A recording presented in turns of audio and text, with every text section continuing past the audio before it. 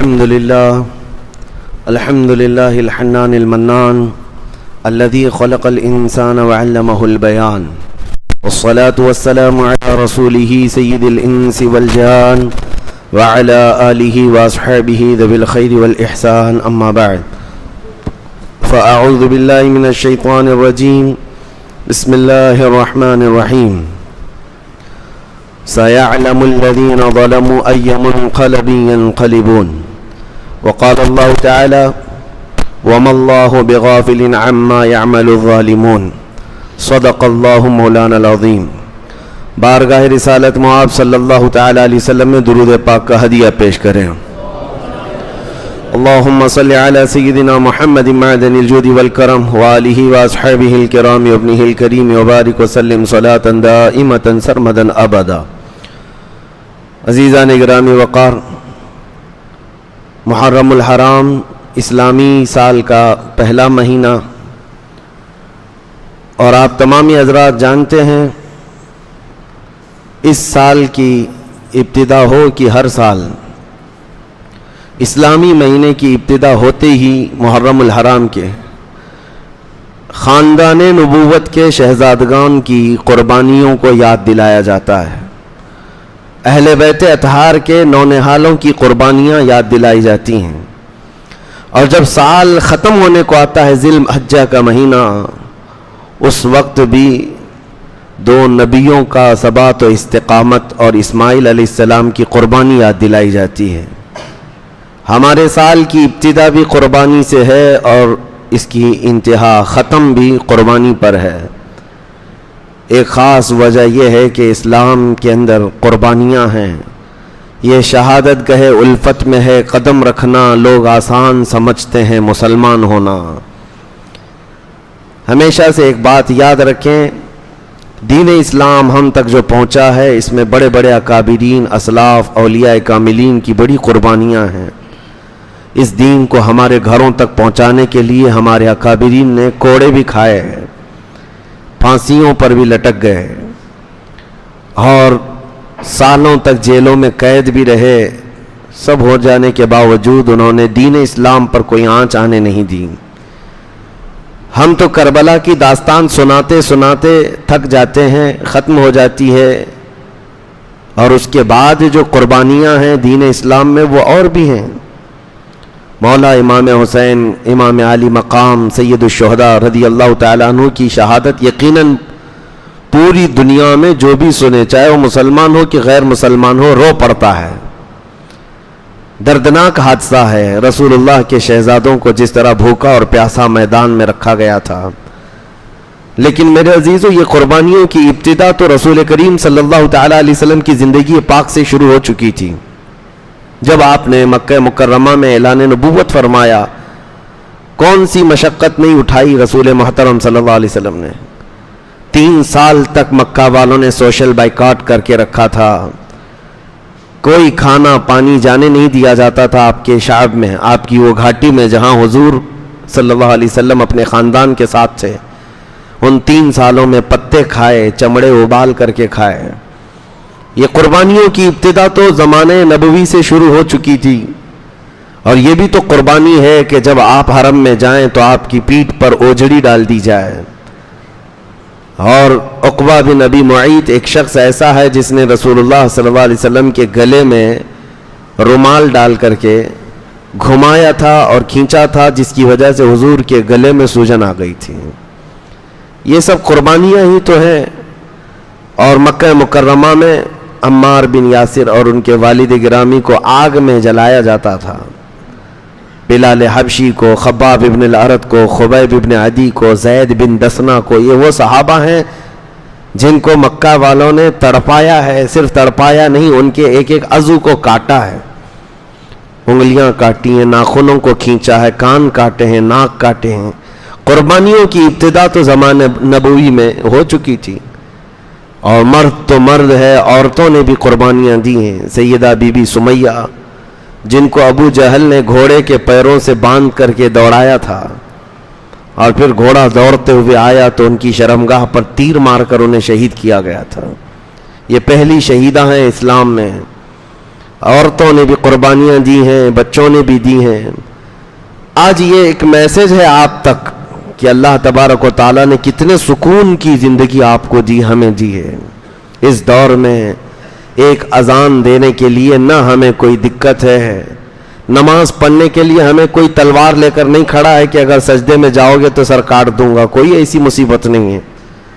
رب تبارک و تعالیٰ نے بے پناہ آزادیاں دی ہیں، پلس اس پر یہ کہ ہمیں اچھا کھلا بھی رہا ہے، اچھا پلا رہا ہے، اچھا پہنا رہا ہے، ہمارے دولت میں فراوانی ہے، سب کچھ ہے، یہاں پر آرام ہی آرام ہے۔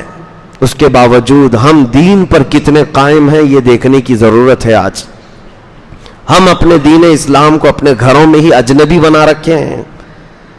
اسلام اسلام کے نعرے تو ہم لگاتے ہیں، لیکن اس اسلام کو نہ ہم اپنی بچیوں پر دیکھنا چاہتے ہیں، نہ بیویوں پر دیکھنا چاہتے ہیں۔ ان کو ننگا گھمائیں گے، اس وقت اسلام کہاں ہے؟ اسلام کے نعرے لگانے والے ہیں۔ یقیناً اسلام سے تمہاری اگر محبت ہے تو تمہیں اسلام کو اپنے گھر میں بھی دیکھنا ہوگا، اپنے گھر کے اندر بھی۔ جب ننگا ناچ رہے ہوں اور عورتیں بے پردہ باہر جا رہی ہوں تو اس وقت تم دین اسلام کو تو بے پردہ کر کے بھیج رہے ہو۔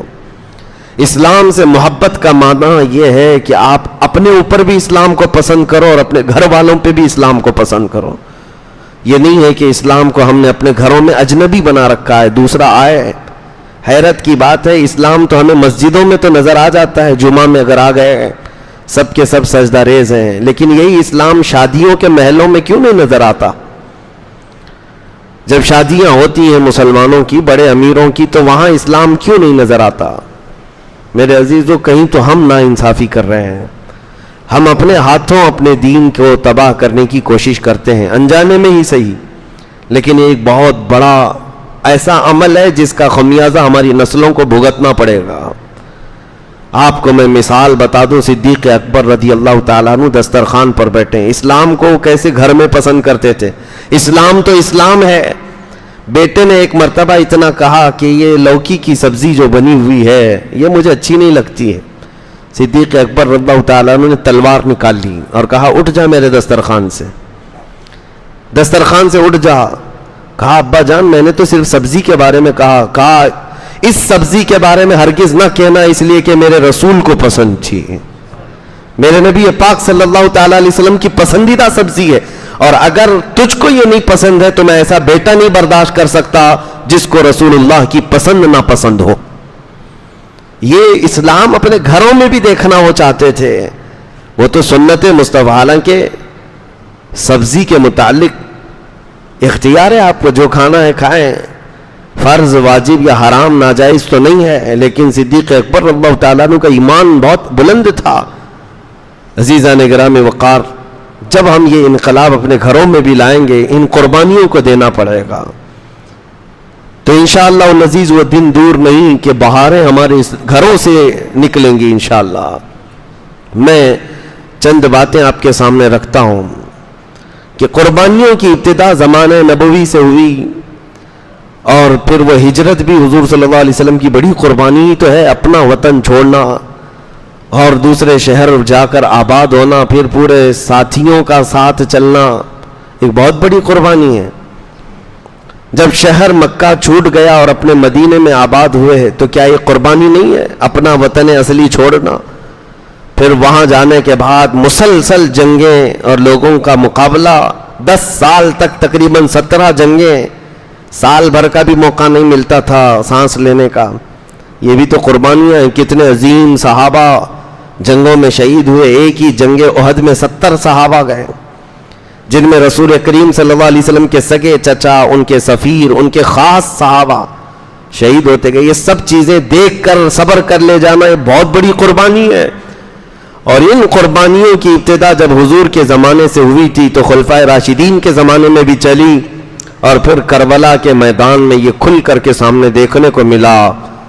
دنیا کی ایک ایسی عظیم قربانی جس میں خاندان رسول کا بچہ بچہ اپنی جان لے کر میدان میں اترا، اور کوئی پیچھے بھاگنے کی بات نہ کیا، گردنیں ان کی کٹ گئیں، بلکہ ایک دوسرے کو کٹتے ہوئے دیکھتے بھی رہے صبح سے شام تک۔ کوئی یہ نہیں کہا میرا بھائی اب کٹ گیا، اس کے اوپر گھوڑے دوڑ چکے ہیں، میں تو اپنی جان بچاؤں.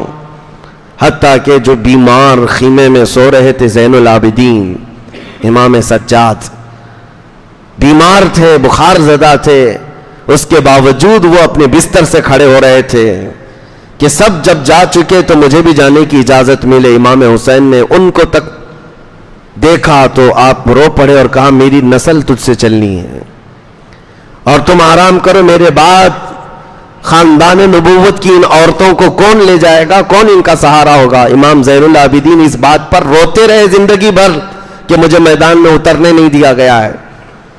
تو کیسا جذبہ تھا ان کا، قربانیاں تو ان کی ماں نے ان کی گٹھی میں پلایا تھا، ان کو بچپن سے یہ جذبہ دیا گیا تھا، اسی لیے وہ میدان میں ڈٹے رہے، جمے رہے.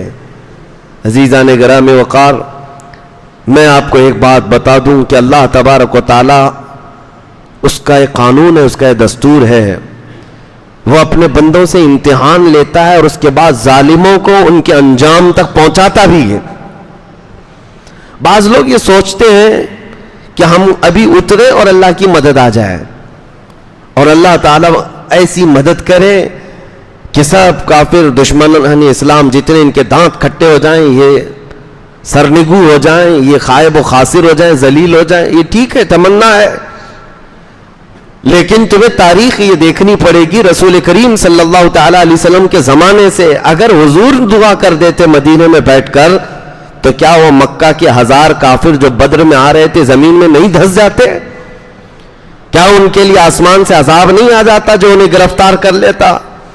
حضور مدینے میں بیٹھ کر دعا نہیں کر رہے تھے، بلکہ 313 نہتے صحابہ کو لے کر بدر کے میدان میں اترے، اور وہ بھی روزے کے عالم میں ہیں.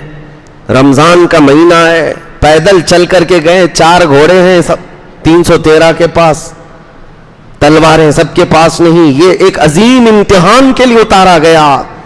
اور جب سب صحابہ نے یہ اپنا حوصلہ اور اپنی استقامت دکھا دی، تب رات کے وقت رسول کریم صلی اللہ علیہ وسلم نے یوں دعا کی کہ اے اللہ اس جماعت کو اگر تو نے فتح نہیں دی تو قیامت تک اس زمین پر سجدہ کرنے والا کوئی نہیں آئے گا. اب یہ محبوب کی دعا تھی، مناجات تھی اپنے رب کی بارگاہ میں، پھر اللہ تعالیٰ نے روشن فتح عطا فرمائی. یہ نہیں ہے کہ ہم اپنی مسجدوں میں بیٹھ کر کے تسبیح پڑھیں اور دعائیں کرتے رہیں، ہمیں عملی میدان میں اترنا چاہیے. اب عملی میدان میں اترنے کا مطلب کیا ہے؟ ہر کوئی فوراً اپنا ذہن یہاں دوڑاتا ہے کہ ہم تلوار لے کر کے، بندوق لے کر کے، چاقو لے کر کے میدان میں اتر جائیں اور لوگوں کو ڈرائیں. نہیں، دیکھیں ایک بات یاد رکھیں، مقابلہ کرنے کی سمتیں الگ ہیں، تقاضے الگ ہیں. ہر زمانے میں، ہر طرح سے، ہر علاقے میں الگ الگ انداز سے حق و باطل کی جنگیں ہوئی ہیں. یہ ضروری نہیں ہے کہ ہر حق و باطل کی جنگ میں تلوار ہی اٹھائی جائے، ضروری نہیں ہوتا. ہر حق و باطل کی جنگ میں چاقو، چھری اور بندوق ہی اٹھایا جائے، نہیں، وہ آخری دور ہوتا ہے. حق و باطل کی جنگوں میں ہمارے عظیم اولیاء کرام نے بھی لڑائیاں لڑی ہیں. کیسے؟ جب باطل سر ابھارتا ہے تو بچوں کو عملی طور پر میدان میں اتار کر کے میرے مصطفیٰ کے اخلاق پہنا دینا، یہ بھی ایک عظیم جنگ ہے. ان باطل قوتوں کے سامنے ایک عظیم جنگ ہے. جس چیز کی وہ جڑیں کاٹنے پر لگے ہوئے ہیں ان جڑوں کو پھر سے پانی دے دینا، یہ ایک عظیم جنگ ہے. آج تمہاری تاریخ کی جڑیں کاٹنا چاہتے ہیں، نبی کریم صلی اللہ تعالی علیہ وسلم کی محبت پر ایک میلی چادر ڈالنا چاہتے ہیں. یہ سارے کفار و مشرکین مل کر کے پوری دنیا میں پلاننگ نہیں کر رہے ہیں. حضور کی گستاخیاں، اسلام کی گستاخیاں رب العالمین کی بارگاہ میں. آپ کبھی محسوس کرتے ہیں ایکس مسلم نام سے تو بہت سارے لوگوں کو لا کر کے ہاٹ سیٹ پر بٹھایا جاتا ہے. ایکس ہندو دیکھا، ایکس کرسچن دیکھا کہ جو کرسچینٹی چھوڑ کر کے آیا ہو یا ہندوازم کو چھوڑ کر کے آیا ہو اس کو بھی لا کر ہاٹ سیٹ پر بٹھا کر اس سے ڈیبیٹ کیا جاتا. نہیں، ایکس مسلم یہ باضابطہ پری پلانڈ ہوتے ہیں، یہ پورے پیدا کیے ہوئے کتے ہوتے ہیں جن کو پال کر کے لایا جاتا ہے. میں صرف آپ کو ایک مثال دے رہا ہوں. پوری دنیا جب نشانے پر رکھ چکی ہے تاریخ اسلام کو، قرآن کو، رسول کریم صلی اللہ علیہ وسلم کی ذات کو، ان حالات میں اب تم خود حالت جنگ میں ہو. اگر آپ کو ایسا لگتا ہے کہ جب جنگ کا میدان ہوگا تب ہم بھی اتریں گے، یہ سوچنا بند کرو جنگ کا میدان ہوگا تب اتریں گے، نہیں، بلکہ فی الحال آپ جنگ کے میدان میں ہیں آلریڈی. ہم روزانہ دیکھ رہے ہیں یہ سارے حالات. ہم حالت جنگ میں، حالت عمل میں نہیں ہیں. اور جب بندہ حالت جنگ میں ہوتا ہے تو اسے سونا اور اسے کھیلنا، اسے عیاشی کرنا زیب نہیں دیتا. مجھے ایک بات بتاؤ، جب تمہارے گھر کے سامنے تمہارے باپ کا یا بھائی کا یا ماں کا جنازہ رکھا ہوا ہو اور تم گھر میں اندر ٹی وی چالو کر کے اور گیم کھیلتے ہوئے بیٹھے ہو، کیا یہ دنیاوی اخلاق کے اعتبار سے کوئی آپ کی تعریف کر سکتا ہے؟ بلکہ تمہارا ضمیر خود تمہیں اس بات کی اجازت نہیں دے گا. میرے گھر کے دروازے پر میرے گھر کا جنازہ رکھا ہے اور اس وقت، ارے حال تو یہ ہوتا ہے لوگ چولہا بند کر دیتے، کھانا نہیں پکتا گھروں میں. تو جب امت مصطفیٰ پر ایسے سخت حالات آئے ہیں تو جوانوں سے میں یہی کہتا ہوں، کچھ وقت تو نکالو قرآن پاک کے لیے، کچھ وقت تو نکالو رسول محترم صلی اللہ تعالی علیہ وسلم کی شریعت طاہرہ کے لیے. آج اگر تم نہیں اٹھے اور تم نے اپنے عملی میدان میں کوششیں نہیں کی تو پھر بات یہی ہے کہ امت اس وقت ان حالات سے گزر رہی تھی کہ روزانہ ملک شام، فلسطین، یمن، عراق، ہر جگہ سے بچوں کی چیخیں آتی رہیں اور ہم تو موج مستی میں رہے. آپ لوگوں کا ایک سوال ہو سکتا ہے ہمیں کیا کرنا چاہیے؟ میرے عزیزو، دل کو نرم کر دینا یہ بھی بہت بڑا کمال ہے. اپنے دل کو نرم کر لو. بس یہاں بیٹھے ہو، تم جا نہیں سکتے اتنے بڑی دور اور وہاں جا کر کے مقابلہ نہیں کر سکتے، یہ ہمیں بھی تسلیم ہے، ہمیں بھی پتا ہے. لیکن ہمارا تقاضا صرف اتنا ہے، یہاں بیٹھے ہوئے دل سخت تو نہ کرو. دل میں اگر تمہارے نرمی آ گئی، یہی اللہ رب العزت کی بارگاہ میں قبولیت کی علامت ہے. دلوں کو نرم کر لینا اور اللہ تعالیٰ کی طرف دوڑنے کی خواہش پیدا کر لینا، بس اتنی سی بات ہے. میں اس آیت کریمہ کو مکمل کر دوں. اللہ نے فرمایا کہ ظالم عنقریب جان لیں گے کہ کس پلٹی پر وہ منہ کھا کر گریں گے. اللہ تعالیٰ ظالموں کو ان کے انجام تک پہنچائے گا. تاریخ میں یہ بات موجود ہے. ظلم ایک حد تک جاتا ہے، اس کے بعد پھر کروٹ لیتا ہے. الحق یعلو ولا یعلی علیہ، حق غالب ہو کر رہے گا، اس پر اللہ کسی اور کو غالب نہیں کرے گا. ہاں، چند دنوں کے لیے چاند پر بھی گہن لگ جاتا ہے، لیکن اس کا مطلب نہیں کہ چاند کالا ہو گیا. جب گہن ہٹتا ہے تو پھر چاند اپنے شباب کے ساتھ چمکتا بھی ہے. اگر خاندان نبوت پر کربلا جیسا واقعہ پیش آیا ہے تو اس کا مطلب یہ نہیں ہے کہ نبی کا خاندان مٹ گیا. دنیا آج بھی جانتی ہے، پوری دنیا کے چپے چپے میں میرے مصطفیٰ کا خاندان آباد ہے. سادات کی خوشبو ہر جگہ موجود ہے. لیکن تخت پر بیٹھے ہوئے شاہی حکمرانوں کے خاندان کہاں چلے گئے؟ یزید کے بچے کہاں ہیں؟ یزید کا خاندان کہاں ہے؟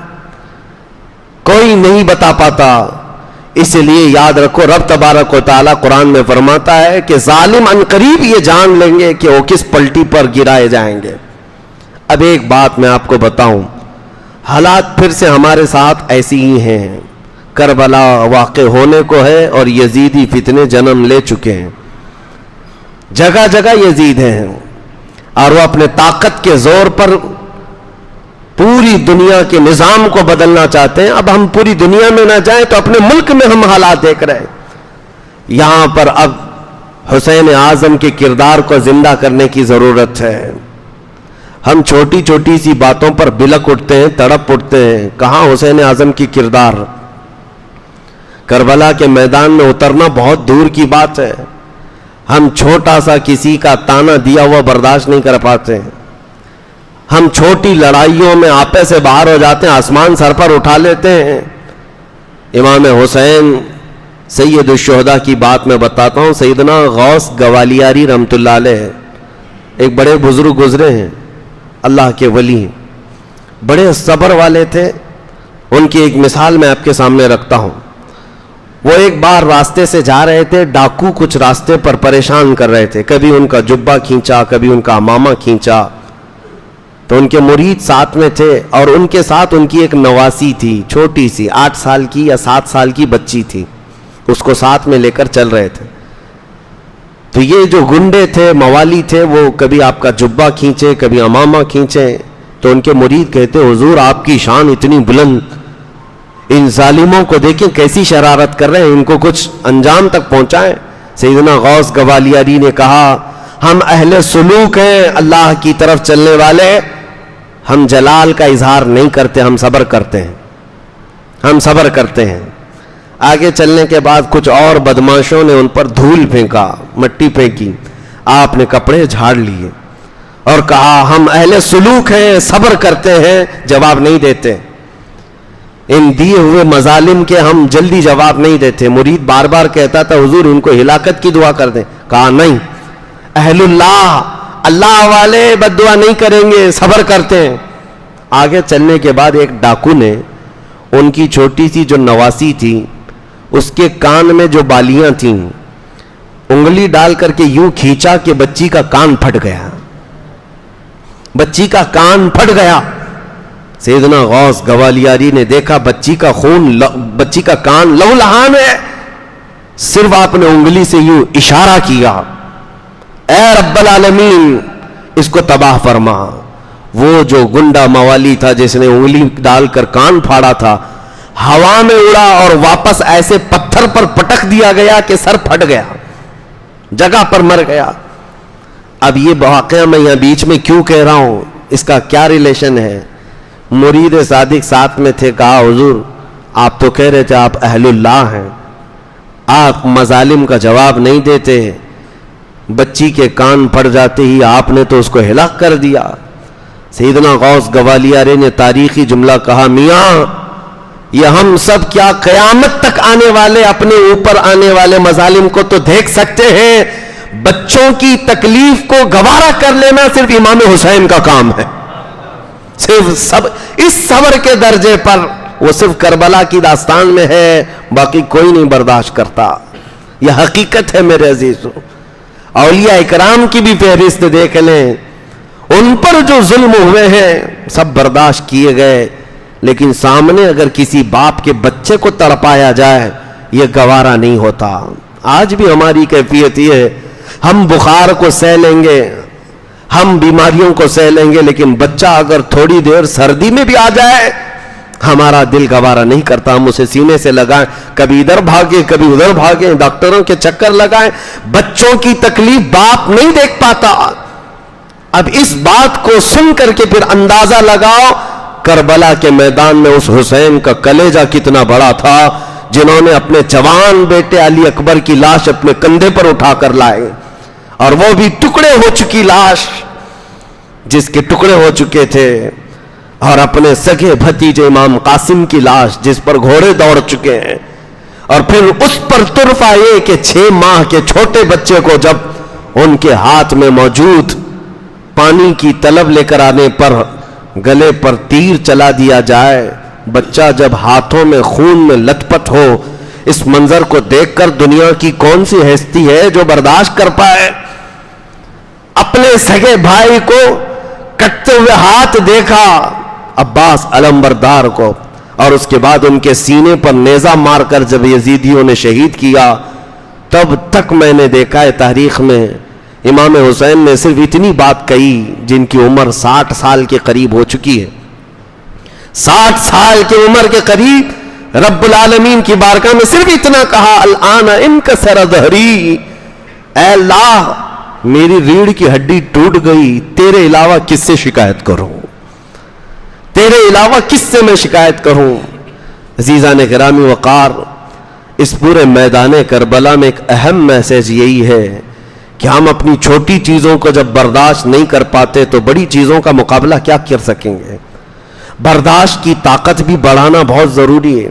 اولیاء اکرام کی سیرت میں اگر دیکھیں گے آپ، تصوف میں ایک باب ہے، وہ خلافت اس وقت تک دیتے نہیں تھے جب تک مرید کو پیاس برداشت کرنے کی طاقت نہ آ جائے، بھوک برداشت کرنے کی طاقت نہ آ جائے، اور لوگوں کے مظالم سہنے کی طاقت نہ آ جائے. تب تک ماررہ متحرہ میں تو باضابطہ اس پر تربیت دی جاتی تھی.